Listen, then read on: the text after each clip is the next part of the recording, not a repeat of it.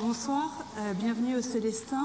Merci de nous avoir rejoints pour cette conversation avec Patrick Boucheron.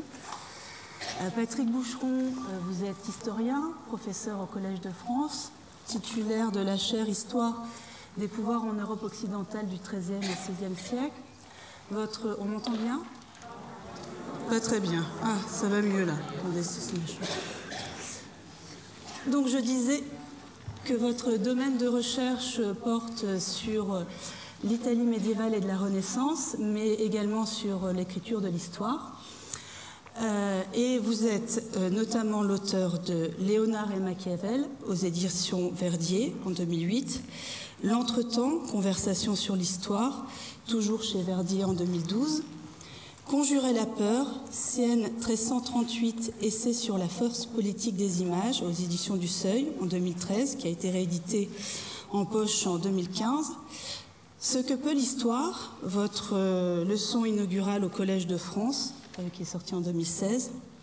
Et puis dernièrement, je note également Comment se révolter chez Bayard, qui a été publié le mois dernier, si je ne me trompe pas, qui est la publication d'une conférence donnée pour les jeunes auditeurs au Nouveau Théâtre de Montreuil.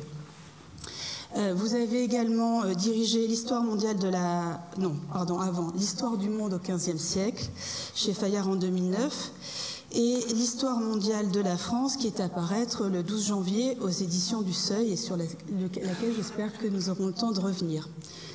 Alors, décidément, super. Excusez-moi.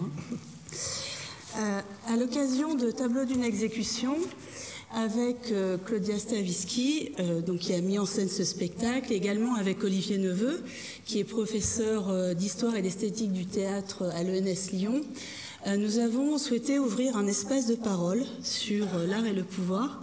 Et pour cet espace de parole, nous vous avons invité, Patrick Boucheron, je vous remercie beaucoup d'avoir accepté cette invitation, parce que votre travail d'historien soulève de nombreux enjeux partagés avec ceux du spectacle. Alors, c'est sur ces enjeux que nous allons maintenant revenir. Pour cela, je vais prendre quelques éléments de la pièce, mais, et je le précise, c'est important, et comme le disent les Québécois, sans divulgacher le spectacle, pour ceux parmi vous, et dont vous, Patrick Boucheron, donc pour ceux qui vont le voir tout à l'heure, pour donc la dernière représentation de cette série lyonnaise. Hein, c'est pas la dernière. Dans Tableau d'une exécution, à Venise, en 1571, une femme peintre, Galaxia, reçoit du Doge la commande d'un tableau monumental sur la bataille de Lépante. Cette pièce n'est pas une pièce historique, les personnages sont fictifs, même si pour certains ils ont été inspirés de personnages historiques, et je pense notamment donc à Artemisia Gentileschi qui a inspiré le personnage de Galaxia. Enfin, ceci dit, voilà, cette pièce n'est pas historique et d'ailleurs elle présente de nombreux anachronismes. Cependant, il me semble particulièrement signifiant d'avoir situé les enjeux politiques de la création artistique dans la Venise de la fin de la Renaissance et d'avoir désigné comme objet de la commande la bataille navale de Lépante. Alors, d'ailleurs, ces intentions sont clairement exprimées par le Doge dans la deuxième scène. Alors, excusez-moi, je n'ai pas le talent de Philippe Magnan, mais au moins je ne divulgage pas le spectacle. Alors, donc le Doge qui s'adresse à Galaxia dans la deuxième scène. Il s'agit d'une commande de l'État, d'un investissement, un investissement que nous, République de Venise, nous faisons en vous, Galaxia. Le pouvoir est l'artiste. La grandeur vous appelle et la grandeur impose des contraintes. Un peu plus loin, je suis en train de vous dire qu'une toile qui fait 30 mètres de long n'est pas un tableau, c'est un événement public. Le grand art est un art de la célébration, de célébration, de célébration. Signora Galaxia, vous aimez Venise? Donc, Patrick Boucheron, maintenant, pour vous questionner, vous qui avez étudié les images, les créations picturales dans l'Italie médiévale et de la Renaissance, et on avait révélé les intentions politiques, enfin du moins celles du peintre et des commanditaires. qu'est-ce que vous pouvez nous dire sur ce qui fait des cités italiennes des hauts lieux de la politisation de l'art? En quoi ces créations artistiques ont une portée politique? D'abord, merci de l'invitation. C'est un honneur pour moi, une émotion aussi. Et puis, je suis dans l'attente, comme vous, peut-être une partie du public, d'un spectacle que je n'ai pas vu, que je désire voir, et d'une certaine manière, ce rapport qu'on peut avoir à un événement de peinture ou événement théâtral, qu'on n'a pas encore vu mais qu'on désire voir, c'est celui proprement de la commande. Et dans le cas vénitien, c'est une ville qui commande, et c'est plus qu'une ville, c'est l'idée qu'elle se fait d'elle-même. Venise est évidemment à ce moment-là, au XVIe siècle, j'imagine que c'est ça qu'on va voir, aux avant-postes d'un monde qu'elle prétend incarner tout entier, et d'une certaine manière défendre les valeurs, les principes. À l'Épante, ce qui était en jeu, c'était plus d'une certaine manière que, je dirais, une rivalité maritime ou militaire entre la Sérénissime et au-delà l'Europe chrétienne et l'Empire ottoman. On avait vraiment l'impression qu'allait basculer d'une certaine manière l'axe du monde. Et c'est comme ça qu'on s'en souvient. Et c'est ça qui forme événement. Et il faut se souvenir effectivement du choc qu'a été l'Épante, combien dans la conscience européenne, ça plie les âmes. Souvenons-nous de Cervantes, qui perd un bras à l'Épante. Alors, oui, qu'est-ce que ça veut dire? Vous dites, les villes d'Italie sont devenues les lieux de politisation de l'art. Ça ne veut pas dire nécessairement de l'art politique.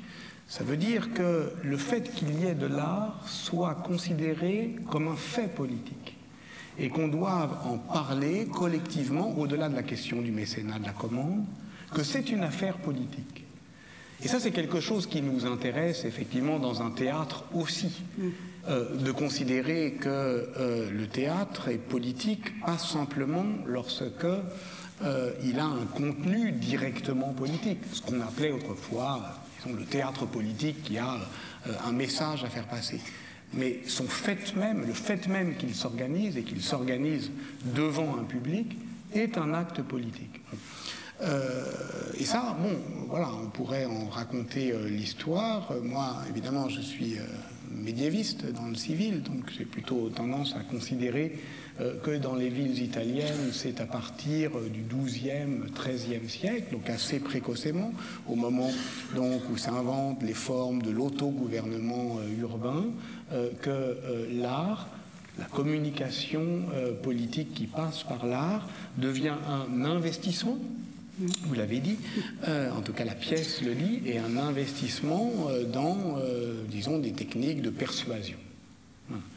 Et Venise est pour cela très tôt, au fond, dans sa capacité aussi à projeter l'image d'elle-même, experte dans une politique de communication. C'est extraordinaire. Venise... C'est impossible de visiter Venise la première fois. Il y a une fois où on vient pour la première fois à Venise, mais c'est jamais la première fois, puisqu'elle a tant parlé d'elle. Elle a projeté justement le désir d'aller la rencontrer si souvent et dans tant d'endroits du monde qu'à partir du moment où on y est la première fois, on l'a déjà vue. C'est comme quand on est... alors aujourd'hui, on dit, ouais, c'est comme New York. Mais enfin, New York, le problème de New York, le problème, c'est-à-dire que là, on parle d'un temps, voilà, du cinéma et de la télévision. Donc évidemment, quand on est à New York la première fois, ben, on reconnaît les lieux. Eh bien, Venise a réussi à faire ça dès le XIIIe, XIVe siècle, par des récits de pèlerinage, par une image, comme Rome d'ailleurs, une image effectivement qu'elle projetait hors d'elle-même. Et elle est devenue, comme organisme politique, je dirais la metteur en scène de non seulement de ses fastes, mais de la capacité qu'avait la forme de cette ville à délivrer un message politique. Voilà. Il y a un texte magnifique là-dessus qu'on devrait lire. C'est le texte de Jean-Paul Sartre qui s'appelle « Le séquestré de Venise ». C'est sur le Tintoret. D'ailleurs, c'est au Tintoret que les doges ont commandé une bataille de Lépante. On ne la voit plus puisque dans le palais des doges, elle a été détruite et remplacée par une autre à la fin du XVIe siècle lors d'un incendie. Mais c'est au Tintoret qu'on a demandé ce qu'on va voir sur scène, cette commande. Et Sartre décrit magnifiquement ça, c'est-à-dire un portrait plébéien d'un Tintoret qui est une sorte d'athlète de la peinture, qui est acharné à couvrir sa ville, Venise, de peinture. Il n'a jamais été ailleurs. Il est obsessionnellement d'ici. Il est attaché à transformer ce lieu, et Sartre fait de cet attachement une sorte de passion prolétarienne. C'est assez beau parce que, donc c'est ça le séquestré de Venise, il est enfermé dans le piège qui est un piège politique et visuel, qui est que, ben voilà, c'est peut-être ça qu'on va voir, je ne sais pas, qui est qu'à Venise, on est condamné à ne parler que de Venise. Et c'est vrai pour les artistes, comme pour les musiciens, comme pour, voilà. Et voilà, donc c'est ça la commande. C'est ça le moment de la commande. Et Venise, voilà, est experte là-dedans. Ça me fait penser à une autre histoire qui est plus ancienne. Vous savez, en 1495, c'est la bataille de Fornoux, bataille oubliée dans le roman national, dont on parlera peut-être tout à l'heure, parce qu'on ne sait pas trop quoi en faire. C'est les guerres d'Italie qu'allaient faire de l'autre côté des Alpes les rois de France, qui auraient été mieux occupés à construire l'État et à fortifier le territoire, justement, dans un légendaire national. Non, ils ont, à partir de la fin du XVe siècle, Charles VIII, Louis XII, cette obsession d'aller voir en Italie, voir quoi? Voir se profiler Jérusalem, l'Orient, le monde. Bon. Faut pas croire que ça les intéressait autant que les auteurs de manuels d'histoire de la Troisième République de construire patiemment le territoire. Non, ça ne les intéressait pas tant que ça. Ce qui les intéressait, c'est effectivement voilà, l'énergie de croisade. Bon, donc ils veulent aller à Naples pour parce que Naples est le tremplin de Jérusalem. Et Charles VIII va à Naples et puis il revient. Et puis entre-temps, effectivement, les États italiens se sont coalisés et veulent le bloquer. C'est la bataille de Fornoux, en juillet 1495. En fait, il va réussir à passer, mais les Vénitiens prennent le trésor de Charles VIII et le ramènent en triomphe à Saint-Marc. On ne sait pas très bien si c'est une victoire pour le roi de France, mais en tout cas c'est certainement une défaite pour Venise. Et il y a un ambassadeur d'Est qui écrit donc à son gouvernement: les Vénitiens sont en train de faire des feux de joie pour célébrer leur défaite et pour convaincre le monde qu'il s'agit d'une victoire. C'est ça le pouvoir. Le pouvoir, ça consiste à prendre de vitesse la guerre d'information qui surgit dès lors qu'a eu lieu un événement incertain. Alors qu'est-ce qui s'est passé à Fornoux? Est-ce que c'est une victoire? Est-ce que c'est une défaite? Celui qui va gagner est celui qui le plus tôt dira qu'il a gagné. Et Venise est incomparable. D'ailleurs, vous pouvez aller voir sur Internet un des plus magnifiques, ou ailleurs au musée évidemment, une des plus magnifiques représentations de ce que c'est qu'une commande politique. C'est le tableau d'Andrea Mantegna qui s'appelle Santa Maria della Vittoria. C'est un tableau qui célèbre la victoire de Venise à Fornoux, alors que les armées vénitiennes ont été défaites à Fornoux. Voilà. Et on voit effectivement Francesco Gonzaga, qui était le condottiere de l'armée de Venise, s'agenouiller devant Sainte Marie de la Victoire. Vous voyez, cette puissance-là, c'est une puissance dont toute la question est de savoir si l'art s'abaisse à y acquiescer. En réalité, non. Et c'est ça qui est intéressant. Je pense que c'est ça aussi qui est en jeu dans la pièce, c'est que ces deux souverainetés, la souveraineté politique et la souveraineté artistique, s'épaulent mutuellement et se grandissent mutuellement. Il y a une autre bataille sur laquelle j'aimerais vous interroger, ou plutôt la représentation d'une bataille. C'est celle d'Anghiari et de la commande qui a été faite à Léonard de Vinci en 1503 à Florence. Parce que, effectivement, en relisant Léonard et Machiavel, j'ai été vraiment saisie par la proximité des enjeux de la représentation de la guerre entre Léonard et Galaxia. Donc, à nouveau, je vais lire d'abord effectivement un court extrait, toujours de la scène 2 de Tableau d'une exécution. C'est Galaxia, donc la femme peintre, qui parle. « Je peins la bataille de Lépante. Je la peins de telle façon que tous ceux qui la regarderont auront l'impression d'y être et tressailliront de douleur à l'idée qu'une flèche pourrait jaillir de la toile et leur crever l'œil. » Et maintenant, je vais citer un extrait de votre livre, Léonard et Machiavel. Donc, au sujet, on parle donc de Léonard de Vinci. Les sages de la République lui demandent de représenter une bataille sur les murs de leur palais. Il la peindra donc, mais non pas adoucie par le rêve de gloire des cavaliers des joutes princières, passée au crible apaisant de la géométrie et rendue plus aimable par l'équilibre de la composition. Il la peindra dans sa fureur et sa brutalité, incompréhensible et confuse en son mouvement désordonné.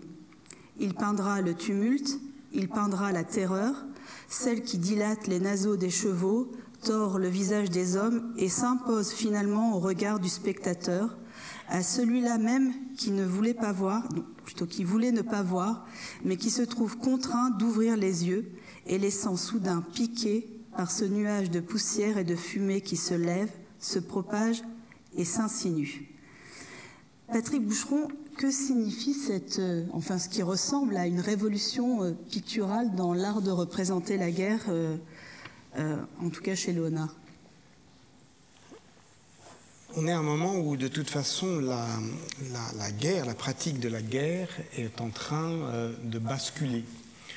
Pour des raisons que chacun connaît et qui ont lieu à la technique militaire et en particulier à l'usage du canon qui au départ est une sorte de machine à faire peur, à faire beaucoup de bruit et qui progressivement à la fin du XVe siècle devient une machine à tuer et qui déchiquette les corps, qui surtout amène la mort de loin et qui brutalise l'ensemble des pratiques guerrières. Et alors, effectivement, une bataille n'a plus le même sens.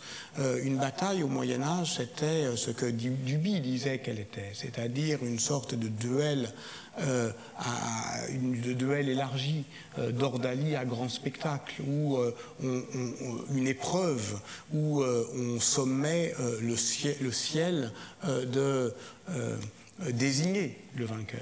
Mais celui qui gagnait n'était pas le plus fort, était celui qui avait raison. Et donc, d'une certaine manière, l'issue de la bataille, il était clair et il s'imposait à tous, le vainqueur comme le vaincu. Mais la guerre a changé et la guerre, évidemment, devient plus incertaine. C'est pour ça qu'à Fornoux, on ne sait pas très bien qui gagne. Elle est terriblement meurtrière. Elle devient terriblement meurtrière. Et donc, elle change les règles de la bataille. Et c'est ce moment-là aussi la Renaissance. Ce qu'il faut comprendre, c'est qu'on nomme une Renaissance aujourd'hui ce qui est dans les musées, c'est-à-dire une sorte de collection de beauté amassée, de belles choses qui environnaient et enjolivaient le cadre de vie princier. Mais les artistes n'étaient pas des décorateurs d'intérieur. Il faisait pas ça pour rendre agréable l'existence de ceux qu'ils servaient.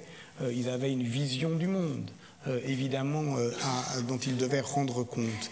Et à partir de la seconde moitié du XVe siècle, on voit la représentation, notamment en Italie, de la guerre changer. Ce qui lui permet de changer, c'est aussi les règles de la construction perspective. Et effectivement, en écrivant ce passage dans Léonard et Machiavel, je pensais aux batailles de Paolo Uccello, les batailles.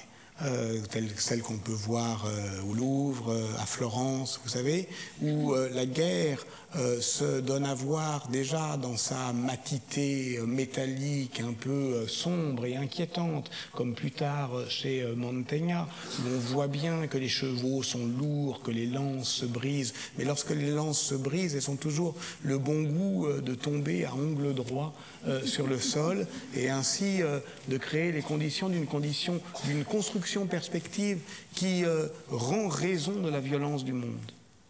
Et la perspective, c'est ça, à la fin du XVe siècle. C'est ça, c'est aussi une façon de discipliner l'angoisse, une manière de construire ce que Alberti appelait la finestra, c'est-à-dire le cadre dans lequel on peut voir le monde et d'une certaine manière en même temps le mettre à distance. C'est un cadre au sens cinématographique. Léonard, lui, brise la fenêtre et il élargit le cadre. On lui dit de construire de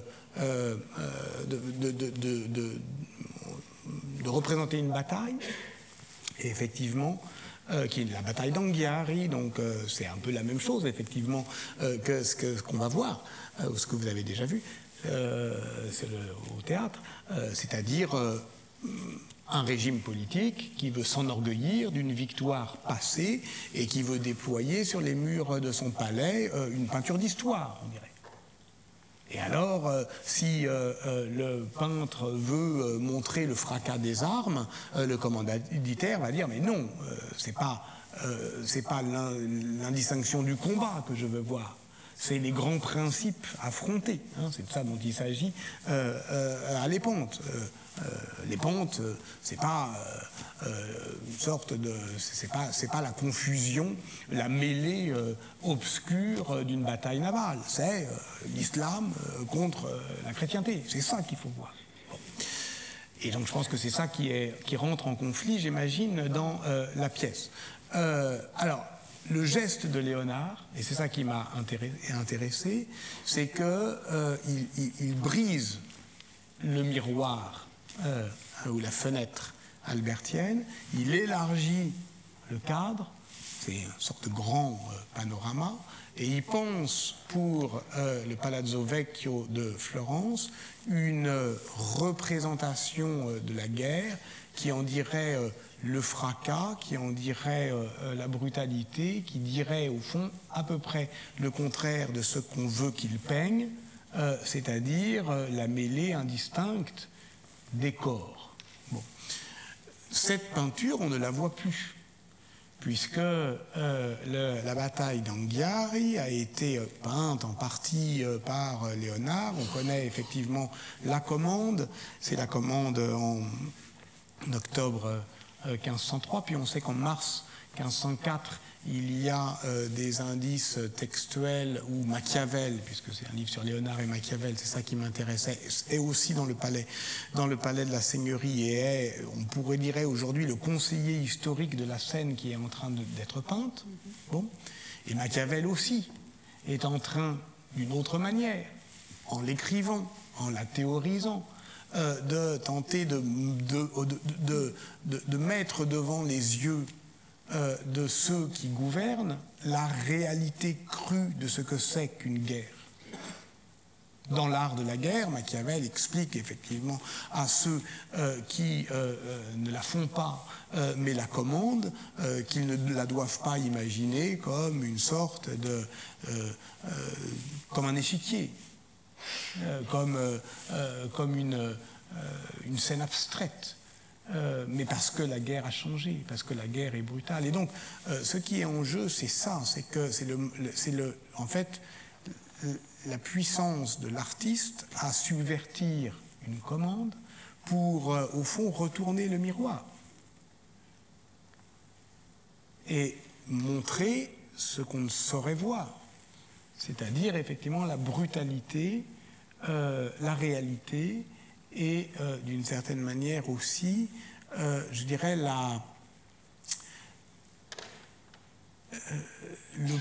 le seuil d'indistinction au-delà duquel il n'y a plus de principe. On ne peint plus les principes. Voilà. C'est ça qui m'avait intéressé dans cette œuvre. Alors, cette œuvre, on ne la voit plus.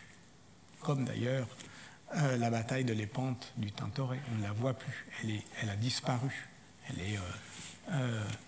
est recouverte. On n'en a que quelques dessins, esquisses, copies. Et c'est évidemment... c'est une situation pour l'historien qui est puissamment imaginative. Voilà. C'est-à-dire que l'histoire, ça sert aussi à ça. Ça sert à donner à voir. Et quand ça a disparu, quand on n'a plus que la commande et que l'histoire tourmentée d'une commande, c'est là où effectivement ça devient un peu autre chose que de l'histoire. Et je crains fort que Léonard et Machiavel ait été autre chose qu'un livre d'histoire. Ça s'échappait un petit peu, poussé par la puissance imaginante. Sur la question des principes, du coup, effectivement, avec ce que vous venez de dire, j'aimerais effectivement vous interroger sur le rapport à la vérité. Parce que dans Tableau d'une exécution, Galaxia fait le choix de peindre la vérité de la bataille, c'est-à-dire la réalité de ses effets sur les corps. C'est ce que vous venez de dire également. Et cette vérité n'est évidemment pas celle des commanditaires. Donc, à nouveau, je lis un extrait de la pièce. Donc, le cardinal s'adresse à Galaxia.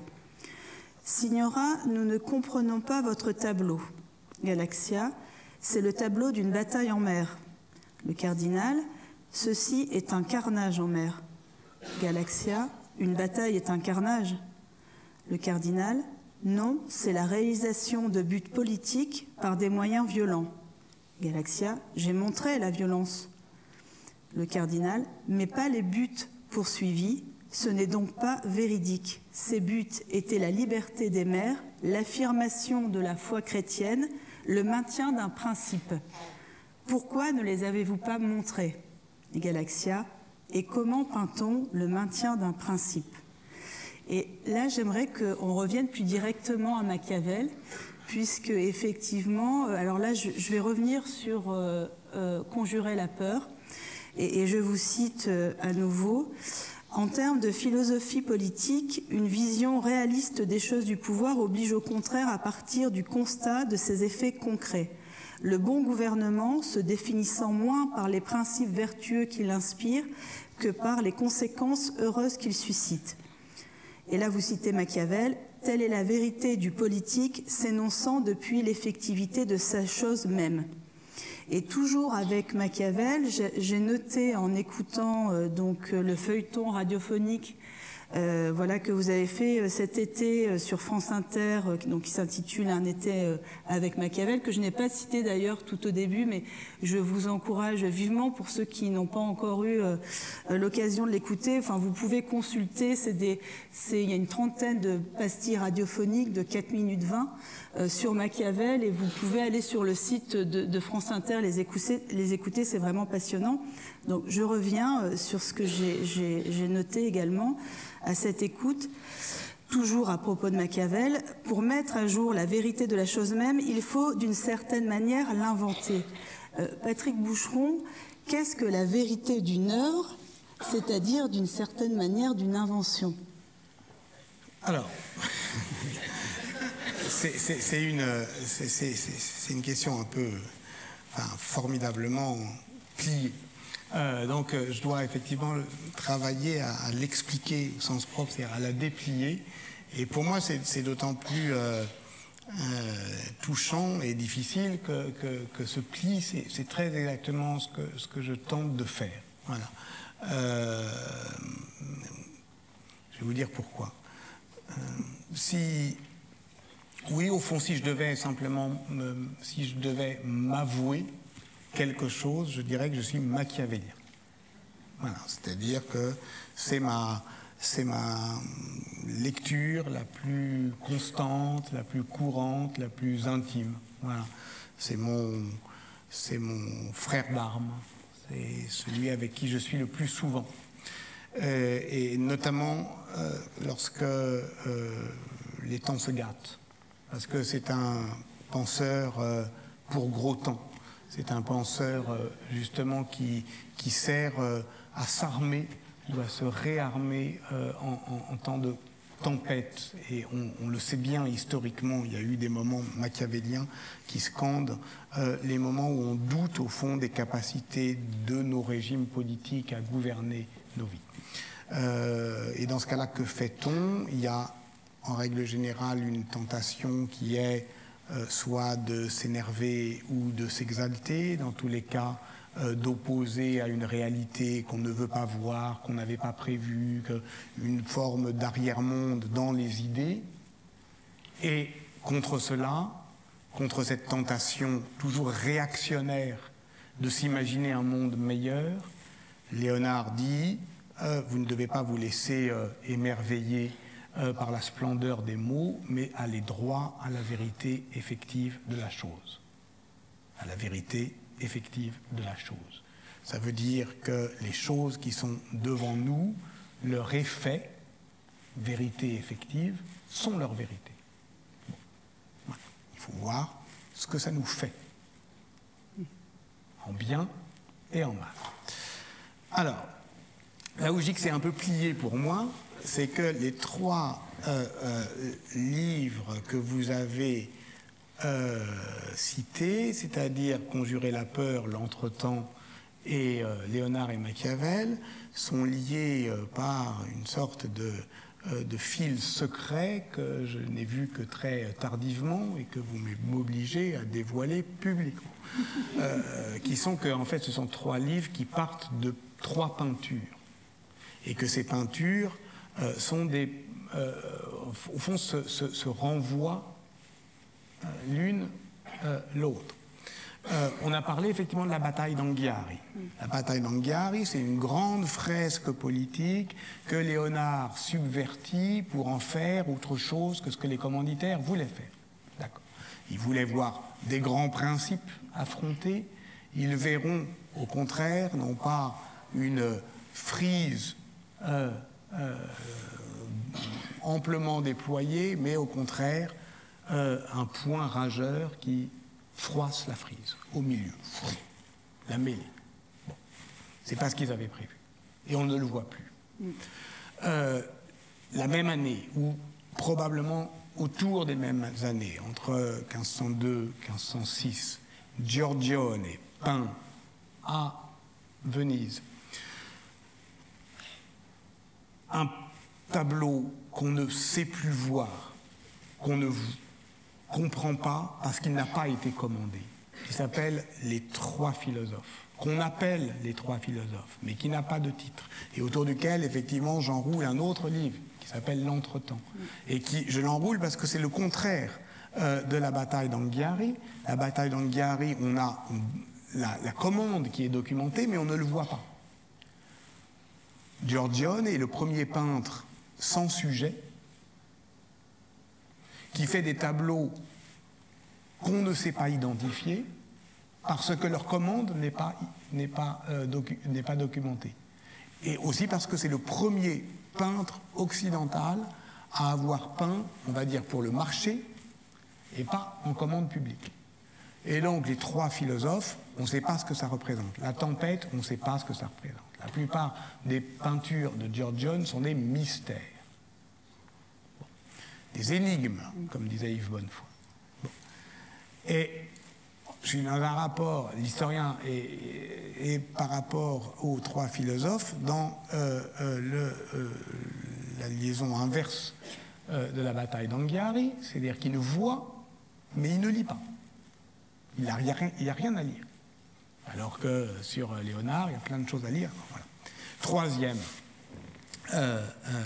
tableau, ou directement fresque, Sienne, 1338, là on est bien avant, palais public, une commande, et là, ce qu'on nous donne à voir comme la fresque du bon et du mauvais gouvernement, qui se déploie amplement, justement, de manière tout à fait apparemment claire, avec le bon gouvernement, le mauvais gouvernement, ses effets, etc., qui est une commande qui n'est pas documentée elle-même. Voilà. On peut reconstituer la commande, mais je n'ai pas voulu en faire un roman. Entre-temps, avait paru ce qui est pour moi le plus grand roman sur une commande picturale, qui est le livre de Pierre Michon qui s'appelle Les 11, qui est entièrement voilà, une réflexion sur ce que c'est qu'un événement de peinture. Et moi, c'est pas les 11, c'est les 9. C'est pour ça que mon chapitre sur la commande s'appelle Les 9, en rapport avec Michon. Et ce que j'ai fait effectivement sur cette peinture politique siennoise de 1338, donc c'est antérieur à ce qu'on va voir, c'est pas la Renaissance. C'est promener sur cette œuvre un œil machiavélien, parce que je ne sais pas faire autrement. Voilà. Et cet œil machiavélien, il consiste à dire, ben voilà, cette peinture politique que tout le monde voit comme une peinture de principe, le bon et le mauvais gouvernement, en fait, de manière beaucoup plus ample, elle décrit les effets du bon et du mauvais gouvernement.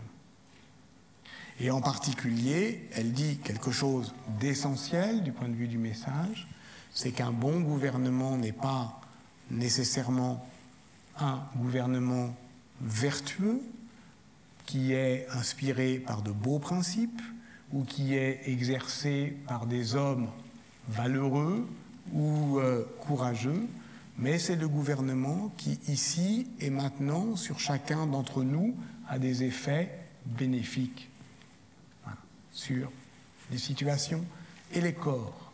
Bon, et c'est ça qui est peint. Et donc, ce que j'ai proposé voilà, dans ce livre, c'est de détourner un peu les yeux des principes, c'est-à-dire des allégories du mur nord, pour regarder les effets de la guerre et de la paix. Parce que, là encore, Lorenzetti a peint la guerre. Et c'est là où ça commence à devenir un peu obsessionnel, c'est que dans les effets du mauvais gouvernement, il y a la guerre. Et ce n'est pas une peinture d'histoire. On ne voit même pas deux armées qui s'affrontent. L'armée est partie. On voit juste comme une sorte de rumeur, elle est passée. Ce ne sont plus que des contours laiteux, brumeux, à l'horizon, indistincts. Et ce qu'il y a à voir, c'est des maisons qui brûlent, c'est des femmes qui ont été violées, c'est des hommes qui ont été assassinés, c'est des effets de la guerre, c'est la traîne de violence. Voilà. Et ça... Alors, réalisme est un mot piégé en histoire de l'art. On ne peut pas dire que c'est une peinture réaliste. On renvoie à d'autres choses. Mais en tout cas, il y a une manière de regarder, d'ouvrir les yeux sur la vérité effective de la chose. Voilà. Et là, on atteint encore une fois ce qu'il y a de plus politique dans une œuvre de création. Je crois que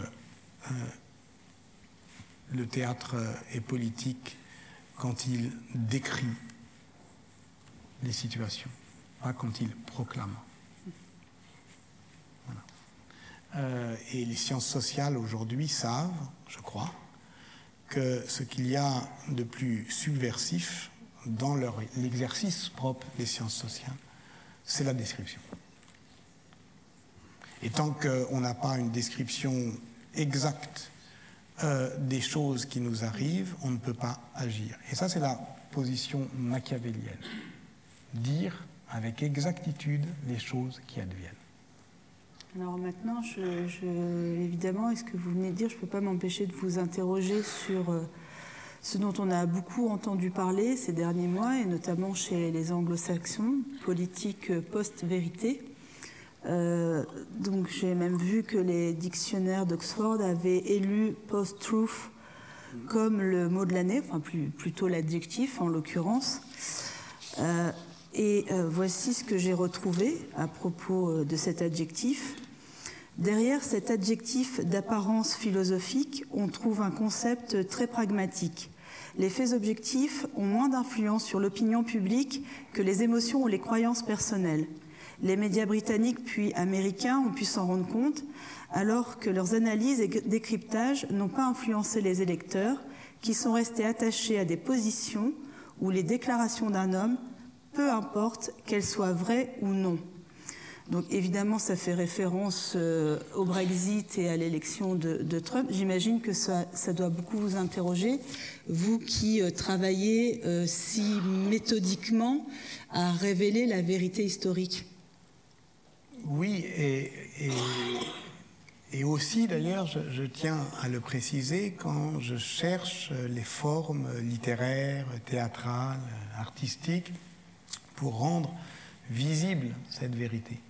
Parce qu'effectivement, un historien, une historienne qui s'intéresse au rapport entre littérature et histoire, qui cherche d'autres arènes, par exemple, que celles strictement érudites ou académiques pour dire ce qu'il a à dire, on peut penser qu'il veut jouer sur la frontière entre la réalité et la fiction. Et je tiens toujours à dire que c'est tout le contraire. Que je tiens à dire qu'effectivement, dans un environnement qui est un environnement fictionnel, où on ne doit pas s'étonner que la fable ait plus d'énergie que la vérité austère, où on sait très bien que le mensonge avance toujours plus vite que sa réfutation, ce qui a été très exactement la situation de l'élection américaine.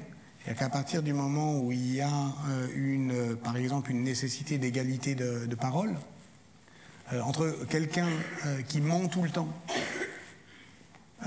et quelqu'un qui tente de moins mentir, celui qui tente de moins mentir n'a pas le temps de réfuter celui qui ment tout le temps. Parce qu'une réfutation, ça dure toujours plus de temps qu'un mensonge. Et donc on est toujours... on gambade derrière. Bon. Donc, ça veut dire que si je travaille sur les rapports entre histoire et littérature, c'est parce que je crois que les historiens doivent se donner les moyens littéraires de faire comprendre que l'histoire, c'est pas de la littérature. Que la rhétorique n'est pas un art de l'enfumage. Ça peut être, au contraire, une manière efficace de rendre raison du réel. Bon. Mais c'est difficile, mais ça veut dire effectivement qu'on est sur une corde raide, qu'on est sur vraiment le fil du rasoir. Et pour les raisons que vous dites, c'est plus que jamais nécessaire. Les médiévistes, évidemment, travaillent sur des périodes où, ben voilà, je vous ai donné l'exemple de Fornoux. Là, on est dans un bel exemple de politique post-vérité, où celui qui va emporter la partie est celui qui, le plus tôt, va, au fond, convaincre, non pas de la vérité de ce qu'il dit, mais de la puissance de son dire. Bon. Alors, comment on fait? Là, pour le coup, effectivement,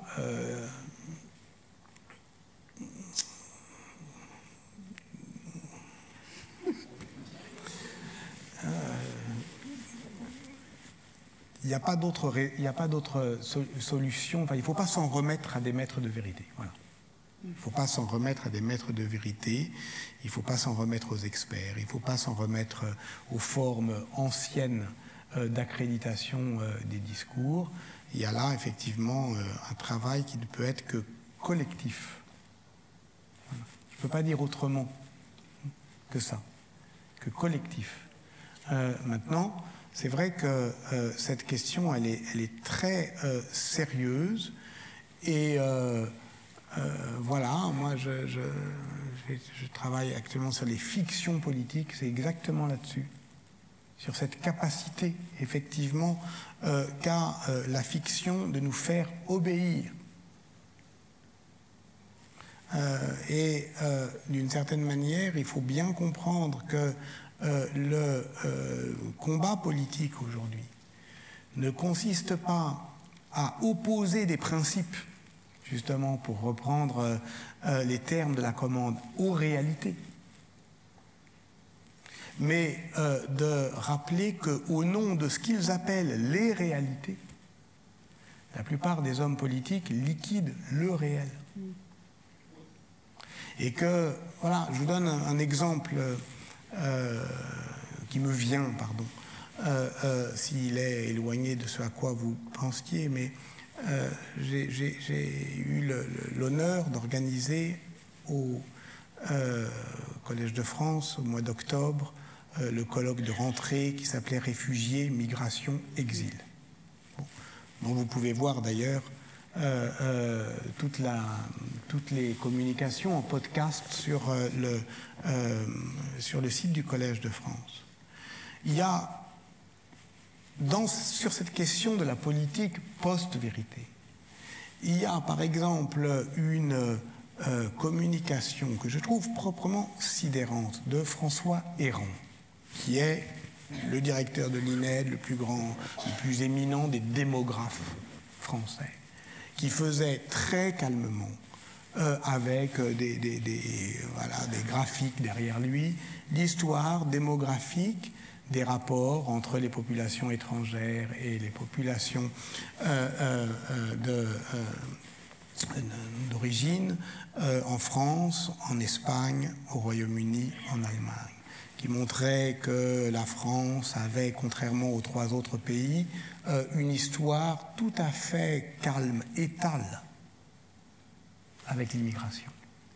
Que dans les 40 dernières années, il y en avait eu 30 où il y avait eu plus d'immigration qu'aujourd'hui. Que tous les ans, depuis 40 ans, il y avait environ 200 000 personnes qui devenaient français au motif qu'ils avaient le droit de le devenir. Que c'était une sorte d'histoire qui était tout à fait étale et tranquille, contrairement à l'histoire espagnole ou l'histoire allemande qui était très heurtée avec des soldes migratoires qui pouvaient être négatifs, positifs, etc. Vous entendiez ça? Vous entendiez effectivement cette manière calme et tranquille de décrire notre histoire démographique, et vous vous rendiez compte de 2 choses. C'est que, 1, nous n'avons pas la politique migratoire de notre histoire démographique, et que 2, le discours politique autour de tout ça est complètement décroché de cette réalité. Et voir à quel point c'est décroché, d'abord, peut vous rassurer, on dit, finalement, voilà, et ensuite vous inquiète doublement. Parce que vous dites, mais alors, dans ce cas-là, comment on fait? Comment on fait? Voilà. Et surtout, est-ce que le calme d'une courbe peut faire taire l'hystérie d'un slogan? Est-ce que la calme assurance de quelqu'un qui dit, écoutez, je crois que non, vous n'y êtes pas du tout, en réalité, c'est pas comme ça que ça se pose, et puis voilà, les réfugiés, c'est pas le problème que vous pensez, c'est un problème, mais pas celui que vous pensez. Comment on fait? C'est là où je crois qu'il ne suffit pas de se retrancher derrière voilà, l'assurance des experts, etc., parce qu'il y a quelque chose de sérieux quand même dans la destruction de ce monde. On ne peut pas dire que c'est que du populisme, on ne peut pas jeter systématiquement à la figure de ce qui nous déplaît les mots du passé. Ça c'est anti-machiavélien, non? Il faut dire qu'est-ce qui se passe. Voilà. Donc il ne suffira pas effectivement de rappel à l'ordre du réel pour faire advenir un discours politique plus propre à rendre raison du réel. Il faudra une énergie collective. Et C'était une énergie collective, elle passe par différentes registres de mobilisation. L'art en est un, mais il y en a d'autres. J'avais beaucoup de questions encore, Patrick Boucheron, à vous poser, mais je vois que l'heure passe et je ne voudrais surtout pas qu'on se quitte avant que vous nous parliez de cette publication prochaine que j'ai évoquée tout au début, à savoir l'histoire mondiale de la France, qui doit sortir donc en librairie le 12 janvier prochain. Et évidemment, je vous interroge sur cette publication à l'heure où le récit national, vous avez parlé tout à l'heure de roman national, agite fortement le débat politique. Qu'est-ce que vous pouvez nous dire de cette prochaine publication que vous avez dirigée, donc un collectif que vous avez dirigé? 122 auteurs,